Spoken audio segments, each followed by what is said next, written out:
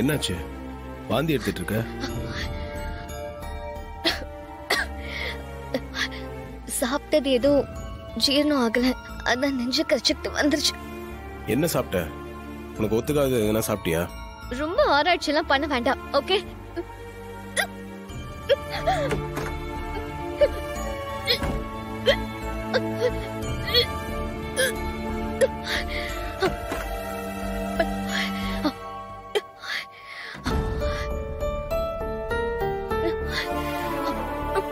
Vomit வந்துட்டே இருக்குல்ல, வா போய் டாக்டர் வேணா பார்த்துட்டு வந்துடலாம். இல்ல அதெல்லாம் வேண்டாம், கொஞ்ச நேரத்துல சரியா. சொன்னா கேளு, டாக்டர் கிட்ட போயிட்டு வந்துடலாம் வா. அடே அப்பா, நீ இப்படி எல்லாம் கரிசனையா பேசினா என் மனசு மாறிடும் நினைக்கிறியா? நீ இப்படி எல்லாம் நடிச்சா நான் ஆஸ்திரேலியா போகாம இங்கே நான் உன்னோட செட்டில் ஆயிடுவேன். தப்பு கணக்கு போடாத. நான் ஆஸ்திரேலியா போறது கன்ஃபார்ம். உன் நடிப்பால அதை தடுத்து நிறுத்த முடியாது. எப்பவுமே உன் புத்தி இப்படிதான் யோசிக்குமா? வாந்தி எடுத்து கஷ்டப்பட்டு இருக்கியேன்னு அக்கறையோட கேட்டா அதுக்கு இப்படிதான் வார்த்தை விடுவியா? எல்லாம் உன்னாலையும் என் அம்மா வாலியும் தான் என்னை இப்படி எல்லாம் பேச வைக்கிறது. நீயும் என் அம்மாவும் தானே.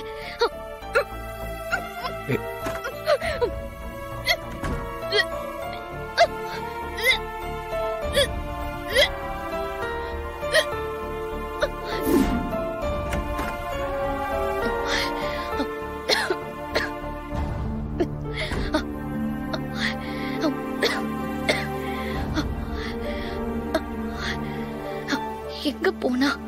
ஒரு வேலை யாரையாவது கூட்டிட்டு வர போயிருக்கானோ?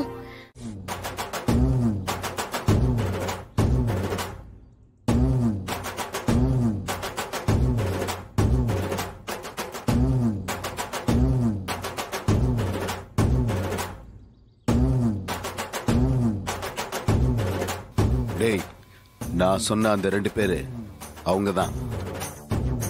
அவங்கள தான் அடிச்சு உதைச்சு காயப்படுத்தணும், புரிஞ்சுதா? புரியுதுண்ணே. நீங்க சொல்ற மாதிரியே செஞ்சிடறோம். கொஞ்சம் வெயிட் பண்ணுங்க, நான் சொல்றப்ப போலாம், புரிஞ்சுதா? கடவுளே, எங்களுக்கு கல்யாணமாகி 3 வருஷம் ஆகுது, இன்னும் குழந்தை பாக்கியம் கிடைக்கல.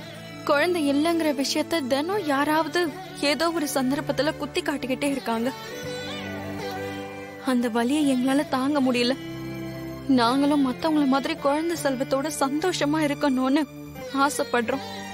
எங்க ஆசையை நீதான் நிறைவேற்றி வைக்கணும். கடவுளே, நான் உங்ககிட்ட பெருசா அது வேணும் இது வேணும்னு வேண்டிக்கிட்டது இல்ல. ஆனா எல்லாருக்கும் இயல்பா குழந்தை பிறக்கிற விஷயம் எங்க வாழ்க்கையில மட்டும் இன்னும் நடக்கல. அது மனசுக்கு ரொம்ப வேதனையா இருக்கு. என்னை விட என் மனைவிதான் இதனால ரொம்ப பாதிக்கப்படுறா. அவ அனுபவிக்கிற வேதனை என்னால தாங்க முடியல. இந்த வலி வேதனையை ரொம்ப நாள் நீடிக்க விடாம எங்களுக்கு ஒரு குழந்தை செல்வத்தை கொடுத்து நீதான் எங்களை காப்பாத்தணும். சீக்கிரமாவே நாங்களும் அப்பா அம்மா ஆகணும்.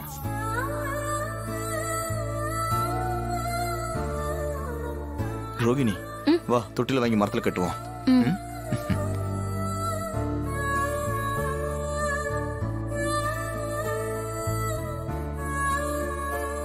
நீ தொட்டில கட்டு.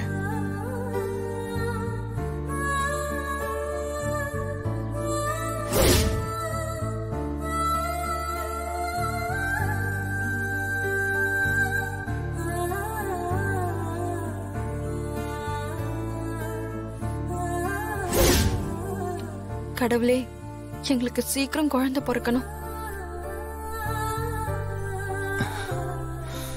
போலாம்.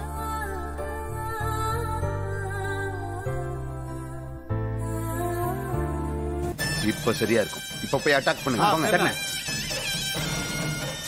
சாமுண்டீஸ்வரி அந்த கிழவியோட ஊருக்கு பூஜைக்கு போகாம இருக்கணும்னா அவ மக ரோகிணிய இப்படி ஏதாவது செஞ்சாதான் அவ போகாம இருப்பா.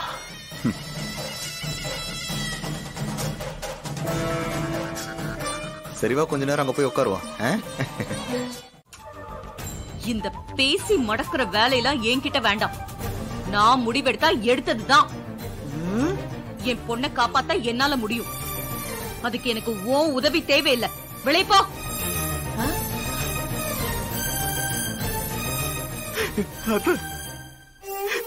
உங்களை கெஞ்சி கேட்டுக்கிறத பழைய பகையில இப்ப பார்க்க வேணாத்த.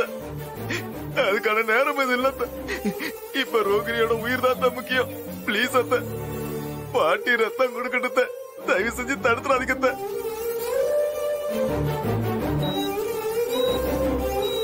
அத்த, இந்த மாதிரி சூழ்நிலையில பகையெல்லாம் பார்க்காதீங்க. ரோகிணியோட உயிர் தானே நமக்கு முக்கியம். இல்ல மாப்ள, என்ன கன்வின்ஸ் பண்ண முயற்சி பண்ணாதீங்க. இந்த கிழவி ரத்தம் கொடுத்துதான் என் மகளை காப்பாத்தணும்னு ஒண்ணும் இல்ல. இந்த பொம்பளையோட மூச்சு காத்து கூட என் பொண்ணு மேல படக்கூடாது.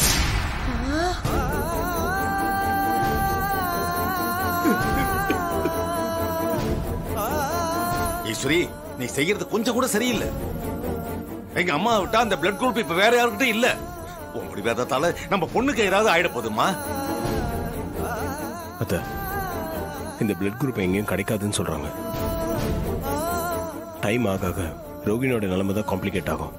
இல்ல மாப்ள, அப்படிலாம் எதுவும் ஆகாது. என் டாக்டர் ஃப்ரெண்ட் மூலமா பிளட் கிடைச்சிரும்னு எனக்கு நம்பிக்கை இருக்கு. அப்படி கிடைக்கலன்னா என்ன பண்ணுவீங்க ஈஸ்வரி? அம்மா இருக்காங்க, அவங்க பிளட் குடுக்கறாங்கறாங்க. இவங்களை விட்டு வேற யாராவது போய் தேட போறியா? ஈஸ்வரி, வீணா பிடிவாதம் பிடிக்காத.